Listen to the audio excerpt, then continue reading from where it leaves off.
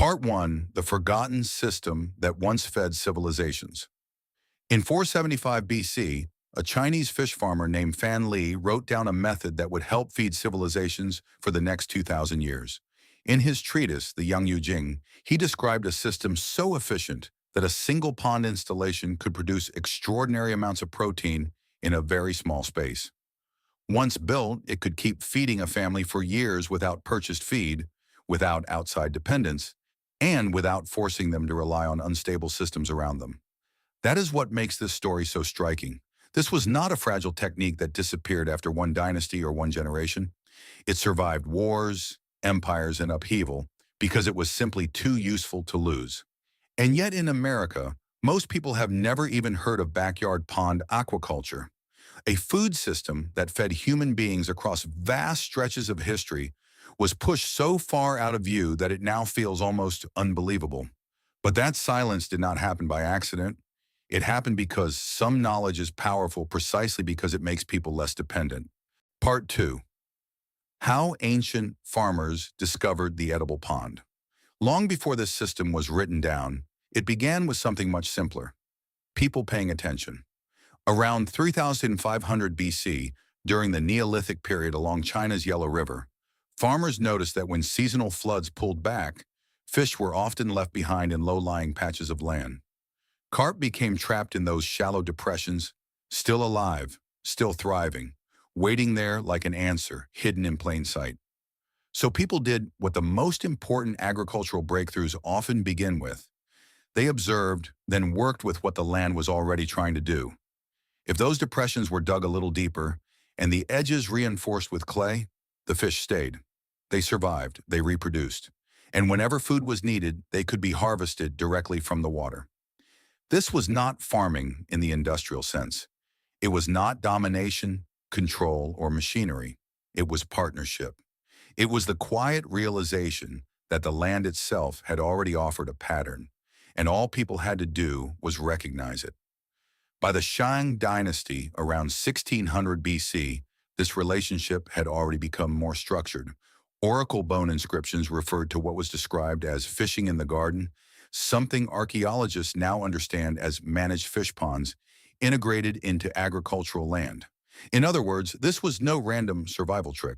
It was becoming part of a broader food system, rooted not in excess, but in balance. Part 3, the band that accidentally created a better system. By the time later dynasties rose, fish ponds had already become part of everyday life. The wealthy kept ornamental ponds filled with beautiful koi, while ordinary people maintained working ponds stocked with common carp. Both systems lived on the landscape, but only one was truly tied to survival. For generations, common carp had served as a major source of protein, dependable, familiar, and deeply woven into daily life. Then during the Tang dynasty in the 7th century AD, everything changed because of something that sounded almost absurd. The emperor's family name was Li, the same sound associated with the common carp. Out of respect, or perhaps superstition, the farming of common carp was banned across the empire. For farmers, this was not a small inconvenience. It struck at the center of a food system they had relied on for more than 1,000 years. Their primary fish was suddenly off limits. A weaker system might have collapsed right there. This one did not. Instead of starving, farmers adapted.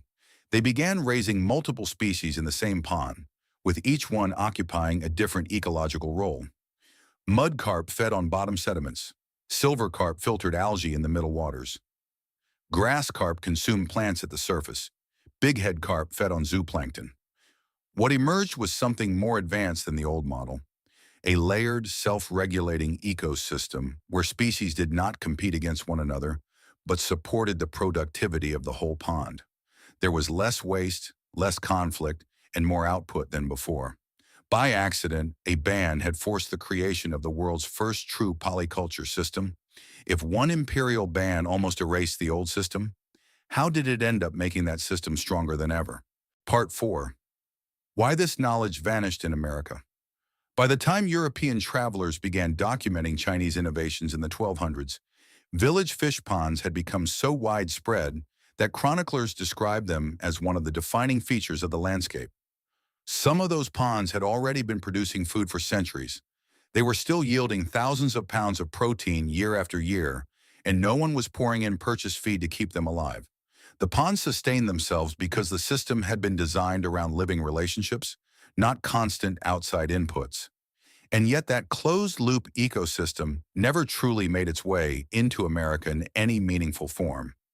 When European settlers arrived, they brought with them cattle, pigs, and chickens, animals that demanded fencing, daily feeding, labor, and infrastructure. In that world, the idea of a pond that could quietly feed a family while largely managing itself must have seemed too simple, maybe even too primitive, to be taken seriously. But it was never primitive. It was elegant biological engineering, refined over centuries through observation, necessity, and use. By the 20th century, backyard ponds in America had largely been reduced to decoration. They became symbols of leisure rather than survival. Koi ponds for the wealthy, ornamental fountains, water features meant to be admired, not harvested. Somewhere along the way, the practical knowledge had been buried so deeply that most people no longer recognize what a pond could actually be. Part 5, the research that proved it still worked.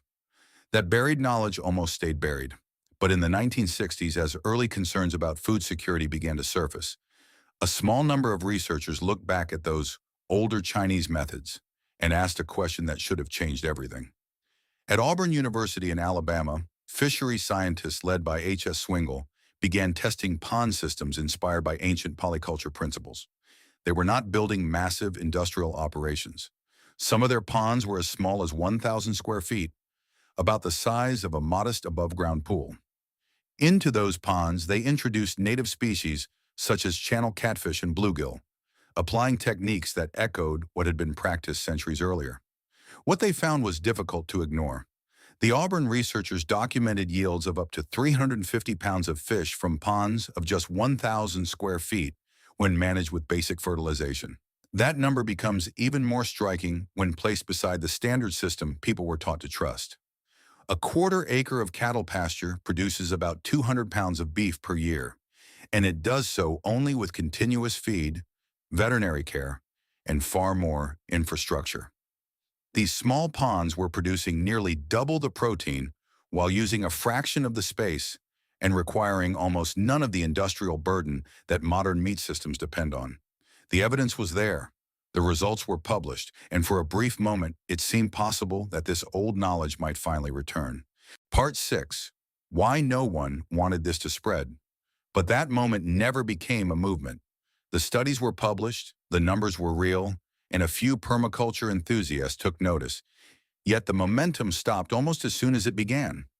There were no serious government subsidies behind it, no widespread extension office programs teaching families how to build productive backyard ponds, no agricultural colleges pushing it at scale as a practical answer to food resilience. A system that had already proven it could produce remarkable amounts of protein in a tiny footprint was left sitting at the margins, acknowledged just enough to exist, but never promoted enough to spread. The transcript's argument is direct about why.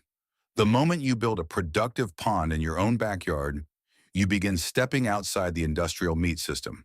You buy less. You depend less. You need fewer of the systems that have taught people to treat food as something that must always come from far away, through supply chains they do not control. And in America, where the industrial meat economy is valued in the hundreds of billions of dollars every year, there is no real incentive to encourage ordinary families to produce their own protein with a quiet, self-sustaining pond. And still, the knowledge survived, just as it had survived upheaval before. It survived because once you understand the biology behind it, the system no longer feels mysterious. It feels inevitable. The ecosystem begins to assemble itself. The question is no longer whether it can work. The real question is what actually makes this pond different from every other backyard food project people eventually abandon. Part 7. The first living layer, ducks. The answer begins with understanding that this pond is not just a place for fish. The fish are only one part of a much larger living system. In the traditional Chinese polyculture model described in the transcript, one of the first essential layers was waterfowl, especially ducks. They were never just extra livestock standing around the edges. They were active biological managers, constantly shaping the health and productivity of the pond in ways a modern mechanical system would try to imitate with pumps, filters, and added inputs. When ducks move through the water, they stir the bottom sediments and release nutrients back into the water column. When they defecate, and they do so constantly, they add nitrogen directly into the system. That nitrogen feeds algae. The algae feeds zooplankton. The zooplankton feeds small fish. The small fish support larger fish. In other words, the ducks are not separate from the pond's food chain. They are helping drive it. At the same time, ducks also feed themselves partly from that same environment, eating insects, aquatic plants, and sometimes small fish. Every motion creates another link in the loop. Every link supports something else, and the value of ducks does not stop there. A small flock of 3 to 5 ducks can also provide a steady supply of eggs. The transcript points to khaki Campbell ducks as one of the most productive breeds, capable of laying between 280 and 340 eggs per year per duck. That means even a tiny flock can produce hundreds upon hundreds of eggs every year.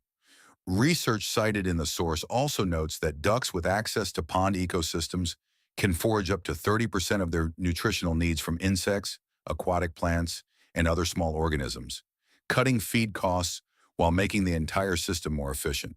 This is what stacking functions really looks like. The ducks fertilize the water, the pond feeds the ducks, and the whole ecosystem becomes more productive because each layer serves more than one purpose. Part 8. The second living layer. Plants. If ducks are the active managers of the pond, then plants are its quiet internal organs.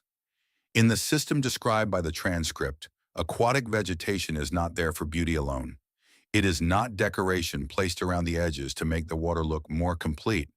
It is the filtering system, the stabilizer, the living tissue that helps keep everything else in balance. Without plants, the pond becomes far more fragile. With them, it begins to regulate itself. Cattails are presented as one of the most powerful biological filters in the entire system. Their roots pull excess nitrogen and phosphorus from the water, helping prevent algae blooms and keeping the pond from tipping into imbalance. A ring of cattails around the shallow edges can do more for water quality than expensive mechanical filtration. Water lilies serve another function. By shading the surface, they lower water temperature and reduce summer evaporation, protecting the system during hot weather. Beneath the surface, submerged plants such as hornwort and anacaris release oxygen during the day, which is critical for fish health. Every plant has a role, and together they turn the pond from a container of water into a functioning ecosystem. Then there are the floating plants, especially water lettuce and duckweed.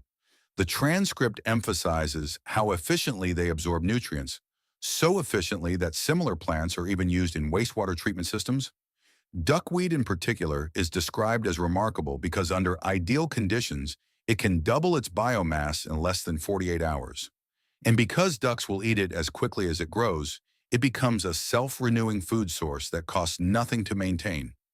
This is the deeper pattern of the pond. Nothing stands alone. The plants clean the water, feed the animals, and hold the entire system in a state of living balance. Part 9, the third and fourth layers, fish and beneficial bacteria. Then come the fish, the part most people notice first, but not the part that can stand alone. In the transcript, fish are presented as one layer inside a larger living structure, not the whole system by themselves. For most of the United States, the easiest and most legal choices are bluegill and channel catfish.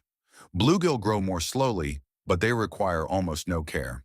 Once stocked, they can reproduce on their own, gradually creating a self-renewing food source that keeps replenishing itself over time. They usually reach a harvestable size of around 6 to 8 inches in roughly 2 years. Channel catfish move faster, often reaching 1 to 2 pounds within about 18 months in a well-managed pond. The transcript also points to tilapia as an even faster option, with better flavor and the ability to reach around 1 pound in just 5 to 6 months under optimal conditions.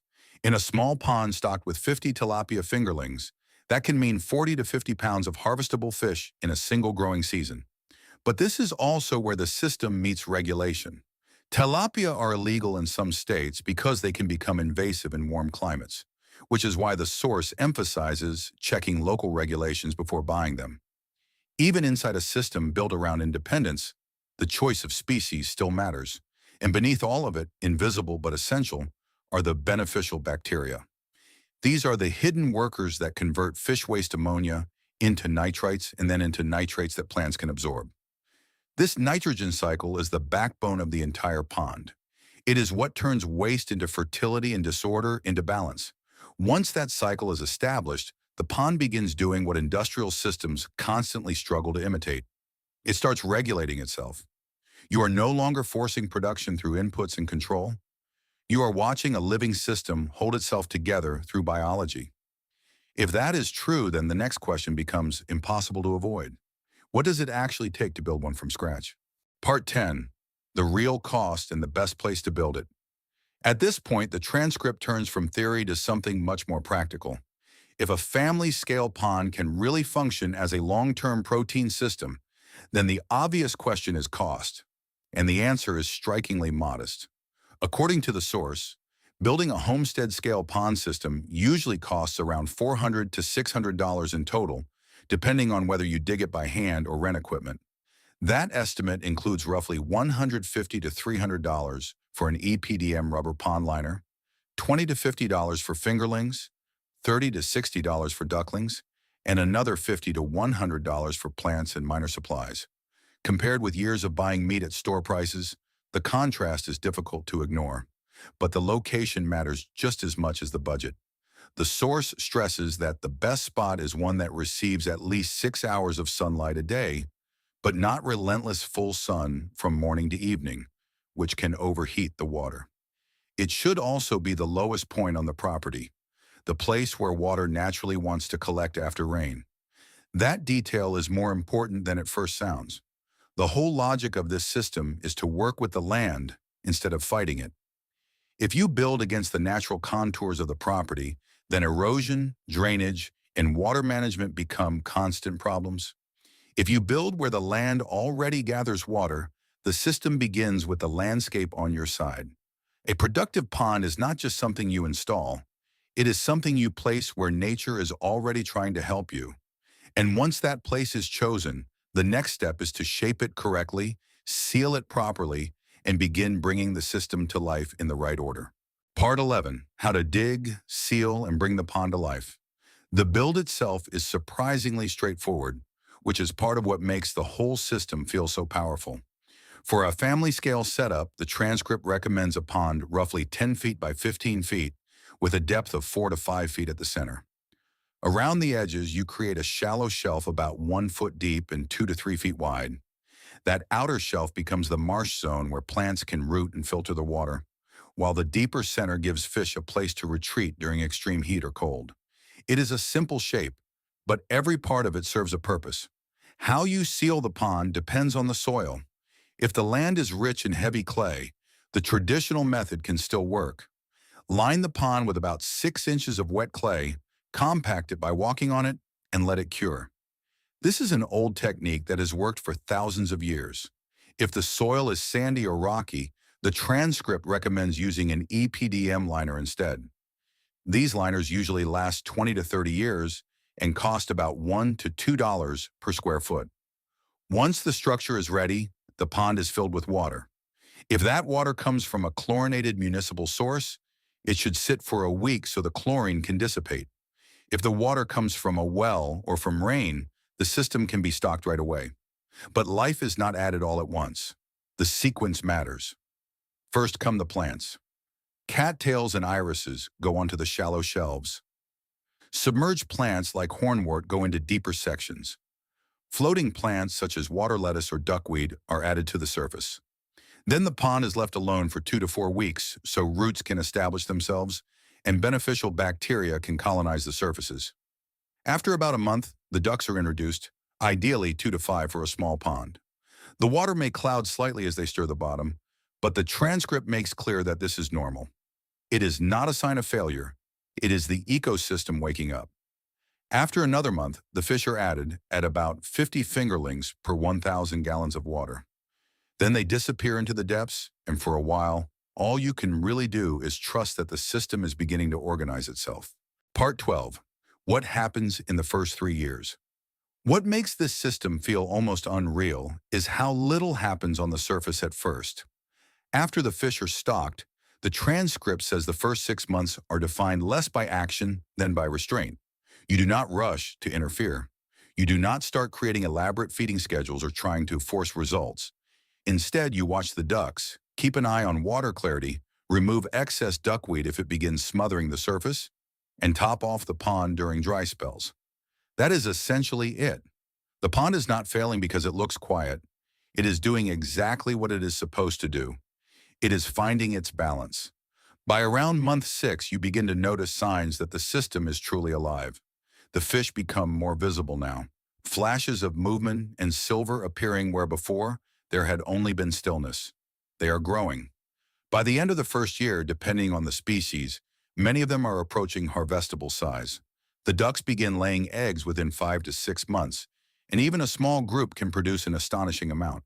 According to the transcript, 3 ducks can give you roughly 700 to 900 eggs in their first year alone, around 60 to 75 eggs per month, more than many families could reasonably consume. Then the system deepens. In year 2, the fish begin reproducing on their own if you leave a breeding population in the pond. The ducks continue laying.